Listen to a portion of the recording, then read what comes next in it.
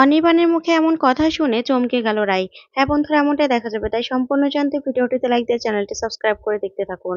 গল্পের শুরুতে দেখা যাবে কোয়েল রান্নাঘরে রান্না করছিল। তখনই অনির্বাণ এসে বলতে থাকে, কোয়েল তুমি কি করছো? তখন কোয়েল বলতে থাকে, রান্না করছি। তখনই অনির্বাণ বলতে থাকে, কেন? তুমি এই গরমের মধ্যে ধোঁয়ার মধ্যে তুমি কেন রান্না করবে বলো তো? নমিতাদি তো আছে। তোমার যা ইচ্ছে করবে তুমি নমিতাদিকে বলবে। তোমার জন্যই তো নমিতাদি আছে। তোমার সব কাজ নমিতাদি করবে। তাহলে তুমি কেন কাজ করবে? তখন কোয়েল বলতে থাকে, অনির্বাণ একটু চুপ করো না। কি হয়েছে? আমি তো করতে ভালো লাগে না আমার কাজ। একটু কাজই তো করছি। তখন অনির্বাণ বলতে থাকে, না তুমি কাজ করবে না। ঠিক তখনই রাই সেখানে চলে আসে। এসেই অনির্বাণ আর কোয়েলের কথা শুনে অবাক হয়ে যায়। তখনই অনির্বাণকে রাই বলতে থাকে, আসলে অনির্বাণ, নমিতাদিকে আমি একটু বাজারে পাঠিয়েছি। তখনই অনির্বাণ রায়ের উপর রেগে যায় আর বলতে থাকে, কেন রাই? তুমি এটা কি করে করতে পারলে বলো তো? তুমি তো এরকমটা ছিলে না। আর এতটা স্বার্থপরের মতো কাজ কি করে করলে? তখনই রাই অবাক হয়ে যায় আর বলতে থাকে, অনির্বাণ, আমি কি করেছি বলবে? প্লিজ বলবে তুমি আমি কি করেছি? তখন অনির্বাণ বলতে থাকে, কেন? তুমি বুঝতে পারছো না তুমি কি করেছো? এত বড় একটা অন্যায় করেও তুমি আবার জিজ্ঞাসা করছো তুমি কি করেছো? তখন রাই বলতে থাকে, দেখো অনির্বাণ, অযথা কিন্তু এসব ব্লেম আমি একদম সহ্য করবো না। তুমি জানো যে কোনো মিথ্যে কথা আমি সহ্য করতে পারি না। আমি কি করেছি তুমি বলবে? তখন অনির্বাণ বলতে থাকে, তুমি জানো কোয়েলের এই অবস্থা। তার মধ্যে তুমি নমিতাদিকে বাজারে পাঠিয়ে দিলে। কেন? নিজের কাজের জন্য। এখানে কোয়েল একা একা রান্না করছে, কেন রান্না করবে? তখনই রাই বলতে থাকে, শোনো, নমিতাদিকে না বাজারে পাঠিয়েছি হয়তোবা আধ ঘন্টা বা ১ ঘন্টার জন্য। তাতে কি হয়েছে? আজকে তো রোববার, কারো তো ছুটি, অফিস নেই।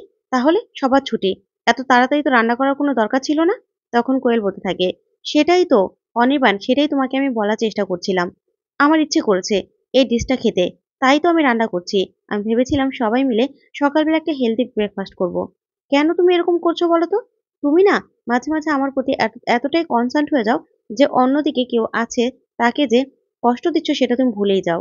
তখন এই কথাগুলো শুনে রায় পুরো অবাক হয়ে যায়। তখন অনির্বাণ বলতে থাকে, দেখো কোয়েল, সেটা তো আমি হবই। সেটা আমি অবশ্যই হব। আর তুমি আমার রেসপন্সিবিলিটি। তাই তোমার দায়িত্ব আমার। তোমার যা খেতে ইচ্ছে করবে তুমি নমিতাদিকে বলবে। সবকিছু রান্না করে দেবে। তোমার কেন রান্না করতে হবে? তুমি এখন থেকে কোন রকম কোনো কাজ করবে না। কোন রকম কোনো কাজ করবে না। রায় এই কথাগুলো শুনে খুব কষ্ট পেতে থাকে। তারপরে দেখা যাবে অনির্বাণের হাত ধরে টেনে নিয়ে কোয়েল বলতে থাকে, অনির্বাণ এবার বসো তো, মাথাটা ঠান্ডা করো। আচ্ছা, আমি কিচ্ছু করব না। হলো? এবার একটু চুপ করো না। তখনই অনির্বাণের হাত ধরে বলতে থাকে, অনির্বাণ, আমি তো আর মাত্র কটা দিনেরই মেহমান বলো। আমার তো করোনা অপারেশন হয়েছে। আমি এই আগুনে থাকলে না কোনো সমস্যা হবে না। তুমি এরকম করছো কেন বলো তো? আর তাছাড়া রাই আমাকে যে দায়িত্বটা দিয়েছিল, সেই দায়িত্বটা আমি পালন করতে চাই। যা শুনে রাই পুরো অবাক হয়ে যায়। ঠিক তখনই কলিং বেল বেজে উঠলেই কোয়েল বলতে থাকে, নাও, নমিতাদি চলে এসেছে, এবার শান্তি তো? তখনই কোয়েল দরজা খুলে দেখতে পায় অনির্বাণের মা এসেছে। অনির্বাণের মাকে দেখে পুরো চমকে যায় কোয়েল। তখনই অনির্বাণের মা বলতে থাকে, তুমি? তারপরেই রায়ের কাছে আসে অনির্বাণের মা আর এসে বলতে থাকে, রাই ভালো আছো? তখন রাই বলে, হ্যাঁ আমি ঠিক আছি। তারপরে রাই ভিতরে চলে যায়। ওইদিকে দেখা যাবে অষ্টমঙ্গলায় আসার জন্য স্রোত রেডি হতে থাকে। তখনই সার্থক সার্থক রুমের মধ্যে আছে দেখেই স্রোত ঘাবড়ে যায় আর বলতে থাকে, আপনি আপনি এখানে কি করছেন? তখন সার্থক বলে, এটা আমার রুম, আমি তো এখানে থাকবো। তখন স্রোত বলতে থাকে, আমি রেডি হব তো। তখনই আয়শার কাছে দুজনে ধরা পড়ে যায়। তখন আয়শা বলতে থাকে, কি ব্যাপার দা ভাই, তুই কি তোর বউকে শাড়ি পরাচ্ছিস নাকি? রেডি হতে সাহায্য করছিস? তখন সার্থক বলতে থাকে, দেখ আয়শা, বড্ড বাড়াবাড়ি করছিস। তখন আয়শা বলতে থাকে, আচ্ছা ঠিক আছে, আমি নিচে গিয়ে সবাইকে বলছি যে তুই তোর বউকে নিয়ে নিচে নামছিস, ঠিক আছে? তখন আয়শা চলে গেলে সার্থক বলতে থাকে, এই তোমার জন্য, সবটা হয়েছে তোমার জন্য। তখন স্রোত বলতে থাকে, কেন? আমি কি বলেছি নাকি আপনাকে এখানে লুকিয়ে থাকতে? তখন সার্থক বলতে থাকে, মানে কি বলতে চাও তুমি? তখন স্রোত বলতে থাকে, দেখুন আপনি যান, ওয়াশরুমে যান, ফ্রেশ হন, আমি শাড়ি পরবো। তখনই সার্থক বলতে থাকে, আমি কোথাও যাবো না, আমি এখানে বসে থাকবো। তখনই স্রোত বলতে থাকে, ঠিক আছে, আপনি না মুখটা একদম বন্ধ করে থাকুন, চোখ বন্ধ রাখবেন। তারপর আমি শাড়ি পরবো। তারপরেই স্রোত শাড়ি পরতে থাকে, রেডি হতে থাকে। ঠিক তখনই রেডি হওয়ার পরে সার্থক স্রোতকে দেখে অবাক হয়ে তাকিয়ে থাকে। ওইদিকে দেখা যাবে রাই রুমের মধ্যে। তখনই অনির্বাণ বলতে থাকে, আচ্ছা রাই, আলমারির চাবিটা দাও তো, টাওয়ালটা বের করবো। মায়ের রুমে তো টাওয়ালটাও পাচ্ছি না। তখন রাই বলতে থাকে, আলমারিতে তো চাবি লাগানোই আছে অনির্বাণ, নিয়ে নাও না। তারপর অনির্বাণ বলে, কেন, তুমি দিলে কি হবে? তখন রাই বলে, দেখছোই তো আমি রেডি হচ্ছি। আচ্ছা অনির্বাণ, তুমি যাবে না? তখন অনির্বাণ বলতে থাকে, দেখছোই তো মা চলে এসেছে, কি করে যাব? তখন রাই বলতে থাকে, কেন? তুমি না সবসময় বলো তোমার ডিসিশনই তুমি চলো, তুমি কারোর ডিসিশন কোনো পরোয়া করো না। তাহলে তোমার মা এসেছেন, উনি তো থাকবেন, চলে যাবেন না তাহলে? তখনই অনির্বাণ বলতে থাকে, কেন? আমার মার সাথে থেকে তুমি খুশি হওনি রাই? তখন রায় বলতে থাকে, কেন আমি কি সেই কথা বলেছি? না, তাছাড়া কোয়েল এ বাড়িতে তো আছে, সমস্যা কি? তখন অনির্বাণ বলতে থাকে, না, আমি যাব না। মা এসেছে, আমি যাব না। তখন রায় বলতে থাকে, ও আচ্ছা, ঠিক আছে। তোমার মা তো মনে হলো কোয়েল এ বাড়িতে আছে দেখে খুশিই হয়েছে। যা শুনে অনির্বাণ বলতে থাকে, রাই, তুমি না দিন দিন কেমন যেন হয়ে যাচ্ছ। এই বলে অনির্বাণ বাইরে চলে যায়। তখন রাই খুব কষ্ট পেতে থাকে। ওইদিকে দেখা যাবে স্রোত আর সার্থক গাড়িতে করে অষ্টমঙ্গলায় যাওয়ার জন্য বের হয়। তখন সার্থক বলতে থাকে, আচ্ছা স্রোত, আমি না গেলে হবে না? তখনই স্রোত অবাক হয়ে যায় আর বলতে থাকে, কি বলছেন আপনি এসব? কি বলছেন? হ্যাঁ, আপনাকে কেউ তো ধরে বেঁধে নিয়ে যাবে না। আপনি না গেলেও হবে। আপনি এতটাই দামি কেউ হয়ে গেছেন যে আমাদের বাড়িতে একটা দিন কাটাতে পারবেন না? তখনই সার্থক বলতে থাকে, কেন? বাবাও সে একই কথা বলেছিল। তখন স্রোত বলতে থাকে, তার মানে পাপাকেও আপনি একই কথা বলেছিলেন, তাই না? আপনি এই বলছিলেন যে আমাদের বাড়িতে যাবেন না, খাবেন না। কেন? কেন আপনার কি সমস্যা? আমার আমার বাপের বাড়িতে কি আপনার কোনো সমস্যা হবে? অযত্ন হবে? তখনই সার্থক বলতে থাকে, আমি কি বলেছি এই কথা? তখন স্রোত বলতে থাকে, তাহলে? তাহলে কেন আপনি বারবার এই কথাগুলো বলেন বলুন তো? আপনার কি মনে হয় না যে এই কথাগুলো শুনলে আমার কষ্ট হয়?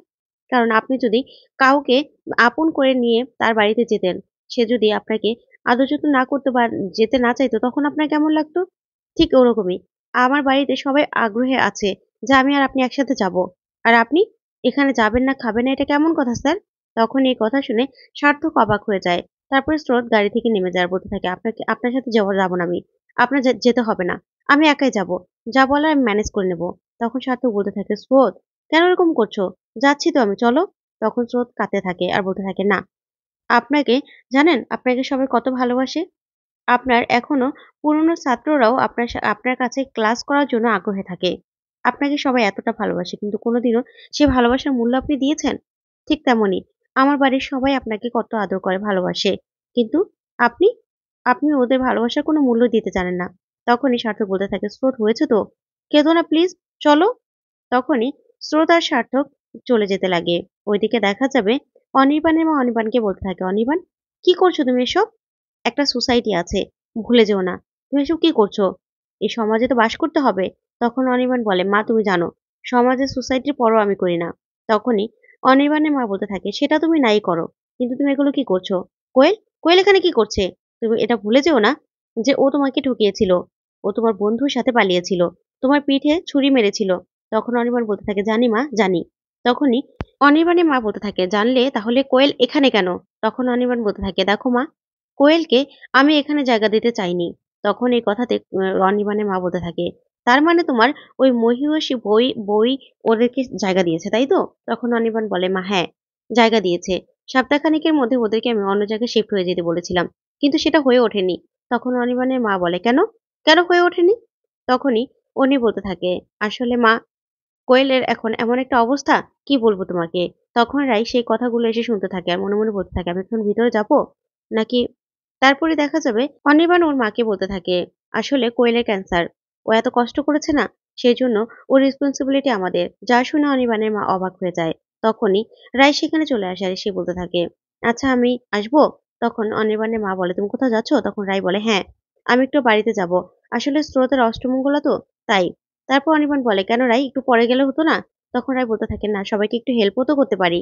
তখনই এই নিয়ে রাই আর অনির্বাণের কথা কাটাকাটি হলেই অনির্বাণের মা অবাক হয়ে যায়। তারপরে রাই চলে গেলেই তখন অনির্বাণের মা বলতে থাকে, তোমার আর রায়ের সম্পর্কটা তো দেখছি এখনো নড়বড়ে। তখন অনির্বাণ বলতে থাকে, মা আমি ভুল করেছি। ওকে বাড়ি ফিরিয়ে এনে আমি ভুলটা করেছি। আমার সবথেকে বড় ভুল ছিল ওকে হাতে পায়ে ধরে বাড়িতে ফিরিয়ে আনা। যা শুনে রাই খুব কষ্ট পেতে থাকে। ওইদিকে অনির্বাণের মা অনির্বাণকে বলতে থাকে, কি বলছো তুমি এসব? আসলে আমারও খুব খারাপ লাগছিল। তাই তোমাকে ফিরিয়ে আনতে বলেছিলাম।